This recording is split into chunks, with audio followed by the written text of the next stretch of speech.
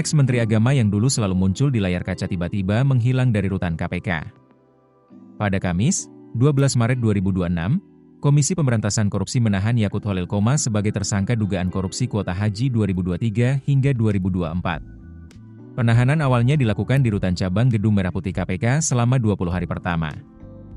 Namun, sejak Kamis malam, 19 Maret 2026, Yakut tidak lagi terlihat di rutan. Keluarga, melalui istri Sylvia Hareva, mengonfirmasi bahwa mereka tidak melihat Gus Yakut sejak malam itu. Sylvia juga melaporkan bahwa Yakut tidak muncul dalam barisan tahanan yang melaksanakan sholat Idul Fitri di Masjid KPK Merah Putih pagi berikutnya. Hanya staf khusus Yakut, Gus Alex, yang terlihat dan menyapa media. Pada Sabtu, 21 Maret 2026, juru bicara KPK Budi Prasetyo mengumumkan bahwa status penahanan Yakut dialihkan menjadi tahanan rumah. Pengalihan ini dilakukan atas permohonan keluarga yang diajukan pada Selasa, 17 Maret 2026, dan disetujui berdasarkan pasal 108 ayat 1 dan 11 Undang-Undang Nomor 20 Tahun 2025 tentang KUHP. Budi menegaskan bahwa pengalihan bersifat sementara dan KPK tetap melakukan pengawasan serta pengamanan secara melekat selama Yakut berada di rumah.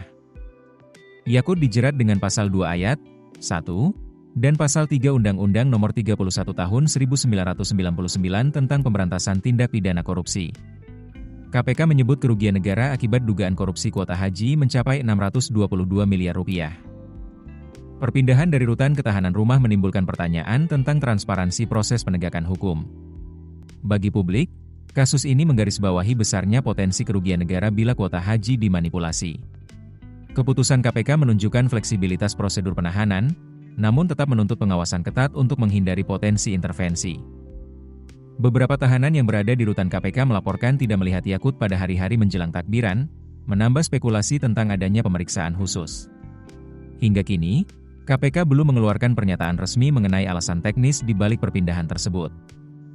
Kasus Yakut bukan hanya soal satu tokoh politik, melainkan soal akuntabilitas pengelolaan kuota haji yang melibatkan dana publik dalam skala ratusan miliar. Pengawasan KPK, baik di rutan maupun di rumah tahanan, menjadi kunci untuk memastikan proses hukum berjalan adil dan transparan.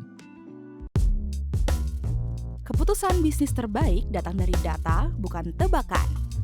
Mudah berlangganan Business Insight dengan subscribe with Google.